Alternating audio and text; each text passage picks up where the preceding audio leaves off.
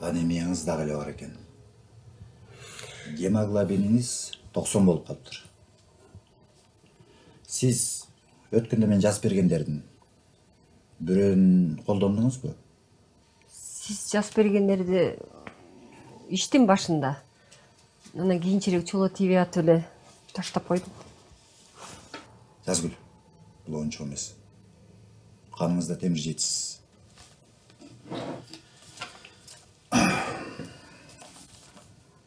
B12 витаминин бир курс аласыз. Тамактанууда жакшы карашыңыз керек. Мөмө жемиштер, соя, сүт азыктары, этти көбүрөөк жешиңиз керек. Көбүрөөк эт? Эми эт эле күндө боло бербейт да. Эт жок болсо, белоктун башка түрлөрүн дагы тамактансаңыз болот. Мисалы төө бурчак. Түшүндүм, рахмат. Эртеңден баштап оңолом.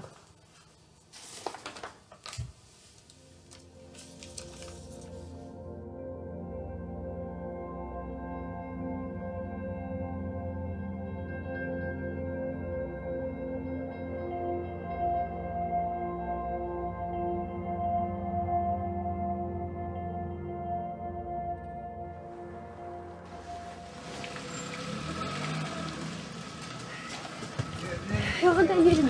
Апа болбойсузбу? Ой, мына келатам. Кайрадан дарыгерге кезек көп. Жана эртең жөн бербей акыл айтып отура албадыбы? Бүгүн жаңы классчылыктын агай болчу мисалы. Кечиктиң го? Мейз апа жакшы болсун. Жакшы бар. Бизде сыногуңуз канчадан? Сынок 120дан.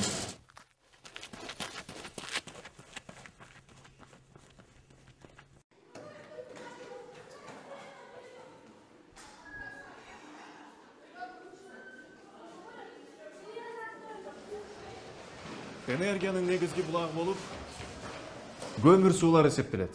Тагыраак айтканда углеводдор. Саламатсызбы. Кечиресиз, уруксатпы? Саламатчылык. Жаңы мугалимдин сабагына кечип келүү өзүнүн жаман жагынан тааныштырбады. Мээри отур. Кечирип коңуз. Мына углеводдор. Биз аны мөмө, жемиш, жашылчалардан алат экенбиз. Бирок тилекке каршы көпчүлүк учурда биз азыр эмнеден алабыз? Албетте, ак нандан, хамырдан, шекерден алат экенбиз. Адам организминин толук кандуу өрчүүсүнө углевод керек. Туура. Бирок ким айтат? Балким кечип келген досубуз айтат. Агай, биз бул теманы мурунку сабакта өтпөсөк керек. Өткөнсүңөр. Оңой эле. Мына углеводдор, дагы Майлар. майлар, туура. Дагычы? Сахароза агай? Жок, белок. Адамдын булчуңдарынын өрчүүсүнө жана клеткаларынын жайгашуусуна белоктор керек экен. Жазып алдыңарбы?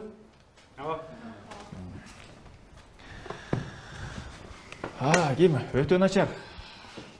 Атың ким? Алтынбек. Алтынбек, сага бүгүн 2. Бүгүн сага карандаш менен 2 коюп турайын, эмкиде жакшылап даярдап келесиң. Биринчи болуп жооп бересиң, макулбу? Макул.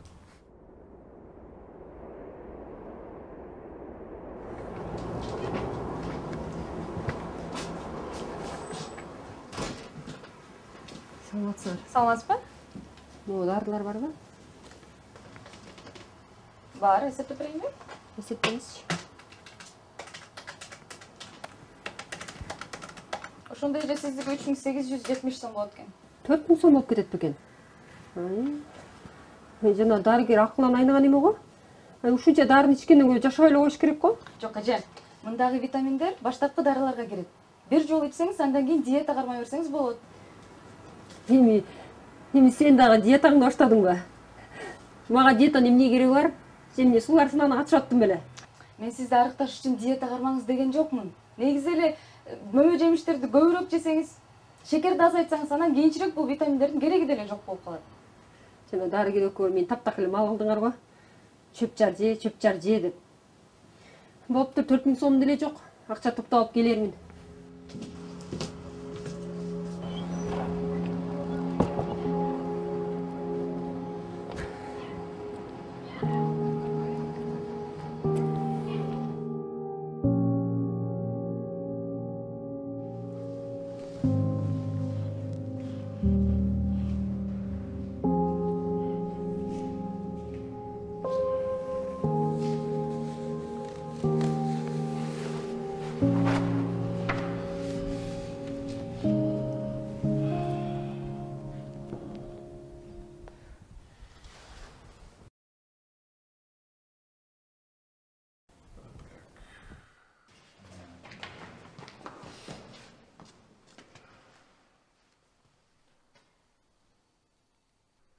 Агай, не жакшы дил баян жазса акча өрүлөт экенби? Силерге акча болсо эле болду. Мыкты дил баян үчүн университетке тапшырганга чоң мүмкүнчүлүк аласыңар. Чын элеби агай? Чып-чып. Анда сиз жазып келесиз агай. Азаматсыңар.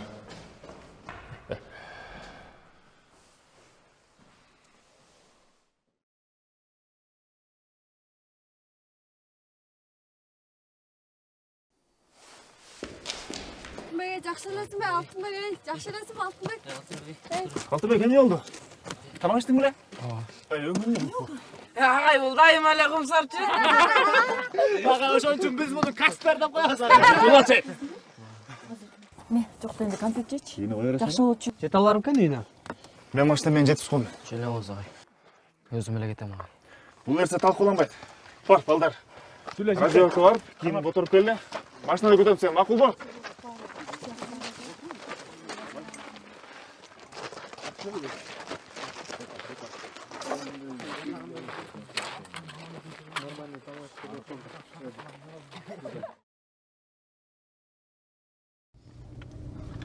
Мен сени биологиядан эле начар окуйт го десем, дене тарбиядан анча эмес экенсиң да. Агай, сиз мага жөнөтүп атасыз. Мен басып жүргөн бир жалкоо эмесмин. Ооба, сиздин сабагыңызга кечип келдим, анын үчүн дагы бир жолу кечирим сурайм. Тамашыл отпайбы? Мен сага душман эмесмин да. Сени жаман дегеним жок. Баса, сүрөтүңдү ардактактардан көрдүм. Сага эмне болду? Сабакка эмне жетиши албай атасың? Мен мурда жакшы эле окучумун агай. Азыр атам миграцияда, эжем күйөөгө тийип өз алдынча кеткен. Үйдө апам экөөбүз элебиз. Карындашым али кичине. Жумуш көп, ошон үчүн жете албай атам. Сен азыр бүтүрүүчү класстасың. Чымырканышың керек. Билесизби агай? Аракет эле кылып атам, бирок негедир акыркы убактарда көп уручууда болдум. Эс тутуум начарлап, бир нерсени окусам башыма эчтеке кирбейт. Агай, бул жактан тотоп койсоңуз.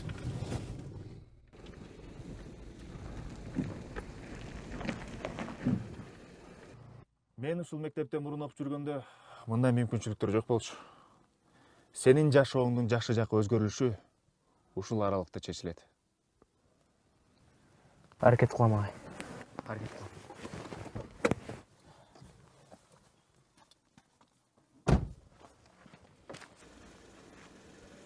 Ай, өгөрүк нанос эмеспи? Жок, бара эле кой. Эртең мектептен көрүшөбүз. Рахмат агай. Алтынбек.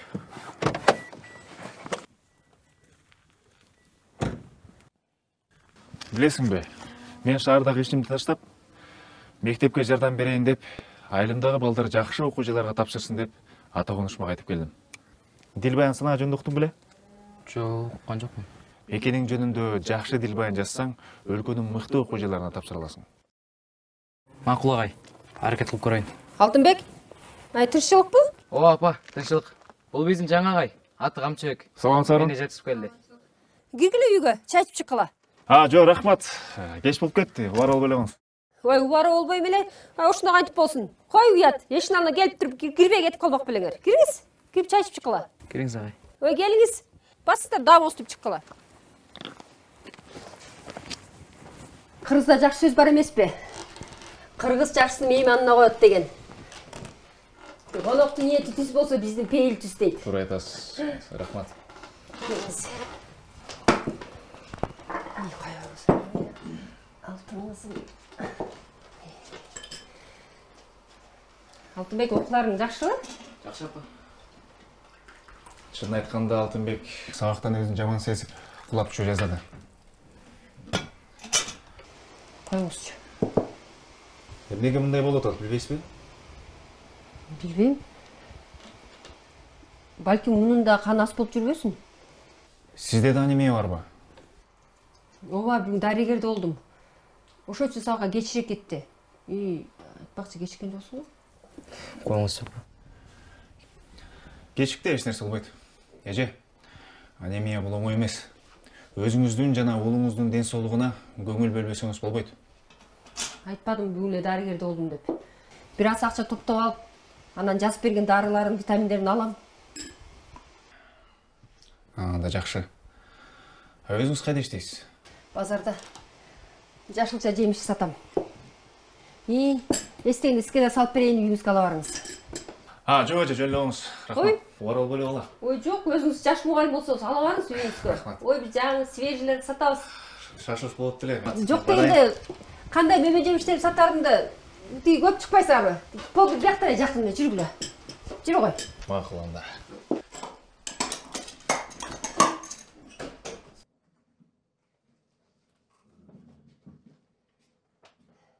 Мына ушул жерде ушундай жашылча жемиштерди сактайбыз. Эже, силер саткандарды өзүңөр жейсиңерби? Көлүктөр алмасы сатат, өздөрү жебейт. Таластыктар төб бурчагын жебеген өңдү эле биз деле жебейбиз буларды. Туура эмес кыласыздар. Колдо бар алтынын баркы жок деген ошо да. Колуң арада турган нерсени пайдаланбайсыздар. Макул анда эже, мен басайын. Кое тургула, мындан салып берейин. Жок, рахмат эже, жөлөңүз. Бүйүк кызык го. Ай.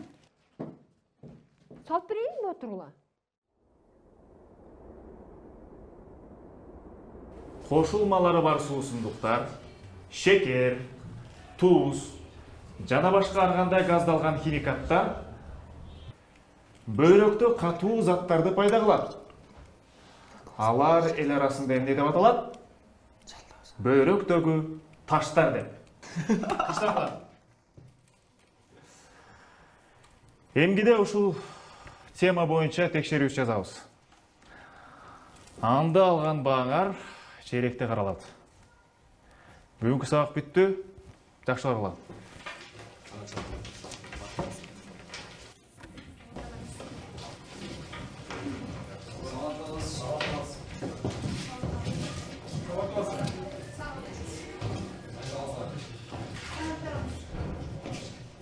Алтынбек, сен кое турсаң, сага бир сөздөр бар эле. Кандай ден соолук жакшыбы? Билбаянга даярдык кандай? Жакшы агай, бир мындай жөнөкөй кылбастан бир оригиналдуу нерсе ойлоп тапканга аракет кылып атам агай. Азаматсың, жакшы. Мен сен менен маанилүү нерсе тууралуу сүйлөшөйүн дедим эле. Ден соолукка байланыштуу. Мен ден соолугумбу? Мен билишимче сен өтө аракетчил баласың.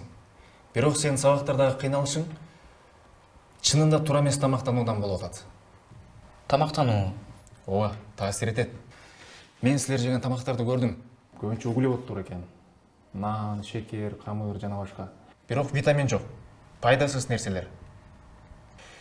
Бул сенин жетишкендигиңе дагы таасирин тийгизет. Эгерде жакшы баалам десең, рационду өзгөртүп, ар түрдүү тамактануу керек. Могу тизмени сага даярдап койдум. Ушун көп эле силерде бар экен. Сен, апаң, карындашың, үчөөң ушул рационду колдонуп, тамактансаңар өтө пайдалуу. Көптөр ойлошот, ар түрдүү азыктарга, витаминдерге көп акча кетет деп. Бирок андай эмес. Үй бүлөлүк бюджетти алып туруп эле, жакшылап эсептеп, колдонсо, баары жакшы болот. Мен өз тажрыйбамдан өткөн, мисалы, көп деле акча кетпейт. Анын үстүнө силерде погребте да бар да. Макул агай, эгерде бул нерселер менин окуума таасир этсе, анда мен макул. Алтынбек, сен эми чоң жигитсиң. Апаң сени багып чоңойтту. Эми сен апаңа жардам беришиң керек. Ооба, албетте. Апаңа жоопкерчиликти өзүң сезишиң керек. Анын ден соолугу үчүн дагы. Апаң өзү кыйын, аракетчил аял экен. Эгер сен ага жардам бербесең, ал өзүнүн адатынан кайтпайт.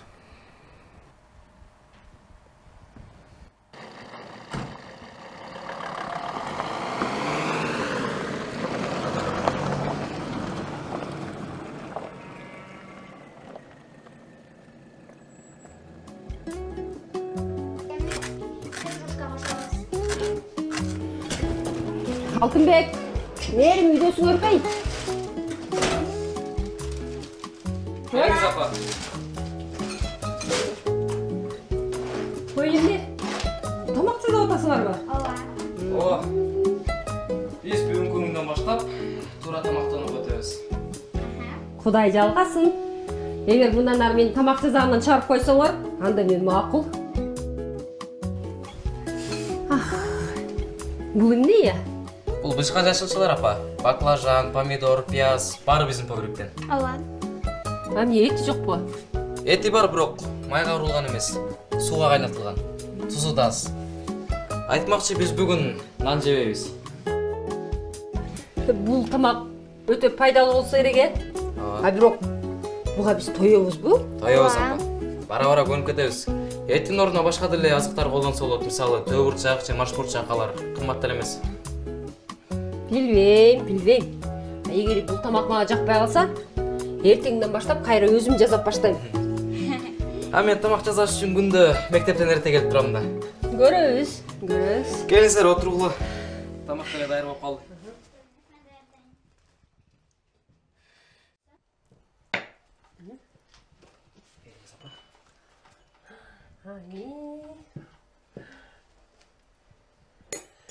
Ана.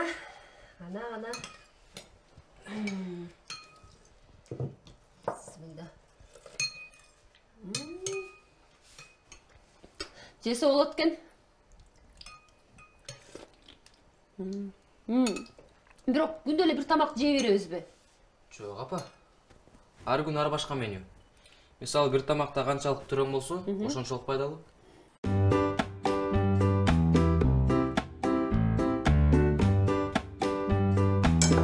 Эртеңкиге рагу. Курдак окшош эле, бирок жашылчасы көп. Май аз. Балык шорпо. Суу кесмегиле окшош, бирок өтө пайдалуу. Чечебисадам шорпо. Анимега миң берей. Келиңиз апа. Бүгүнкү эртең мененки тамакка быштак, сүт кошулган бал жана өбө жемиш кошулган айран.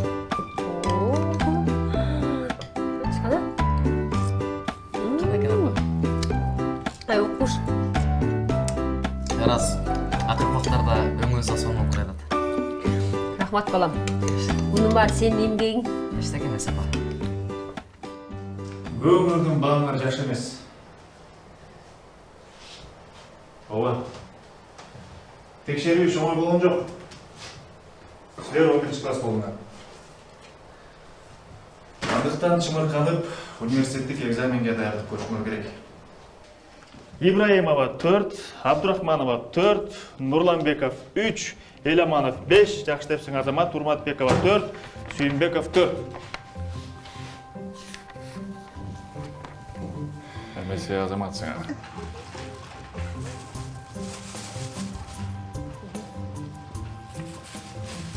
Юсум. Тургула,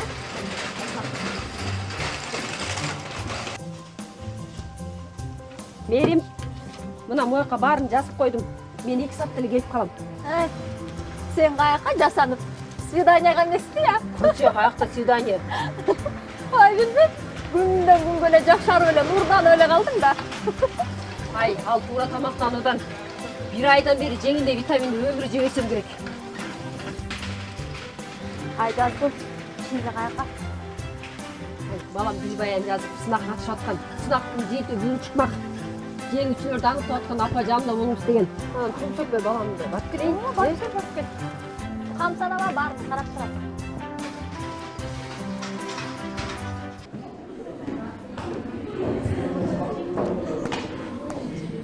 Урматтуу окуучулар, тынчтаңыздар.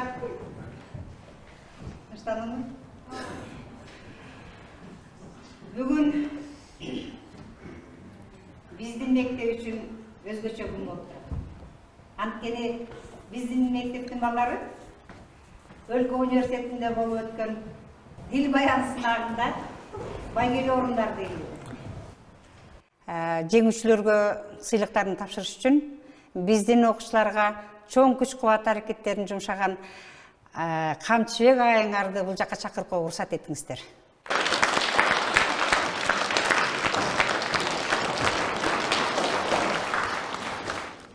Урматтуу окуучулар, биздин мектеп бир гана эмес, 2 орундуу байгени багындырганы абдан кубантат. Эмесе, коло байгесинин ээси Талант Байжегетов сыйланат.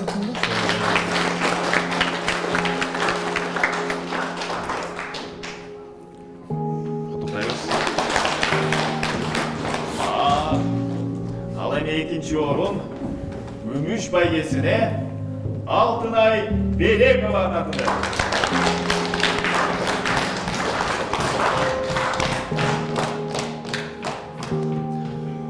Куттуктайбыз.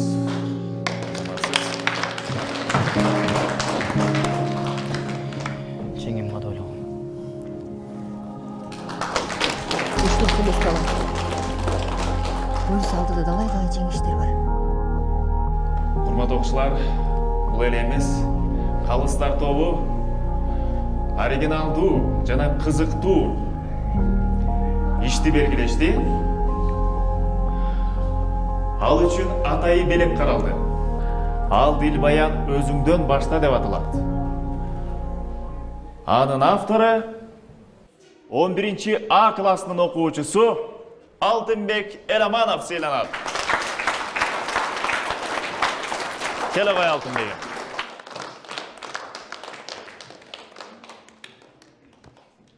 Куттуктайбыз. Армасында.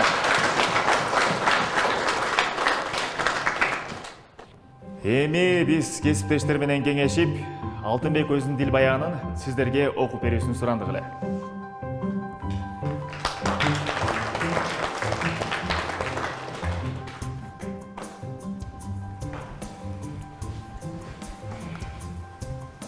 Кыргызстан менин мекеним. Мекен бул жер, чек ара, желек жана гимн. Бул эле эмес, Кыргызстан менин айылым, менин үй бүлөм, менин апам жана мен. Өлкөнү өзгөртүүнү биз өзүбүздөн башташыбыз керек. Жаратылышты коргоо керек экенин билебиз. Биздин тоолор, токойлор, мөңгүлөр, суулар, ата-бабалар бизге эң кооз жерди белек кылышкан. Башкалар суктанып, эс алгысы келген жерде биз жашайбыз. Ошондуктан сууну, токойду, тоолорду булгашыбыз керек. Ошондой эле биз өзүбүздүн жана өз ден соолугубузду да сакташыбыз керек. Эгерде биз өзүбүздүн адаттарыбызды өзгөртпөсөк, анда биз өзүбүздү өзүбүз өзгөртүүгө мүмкүн эмес.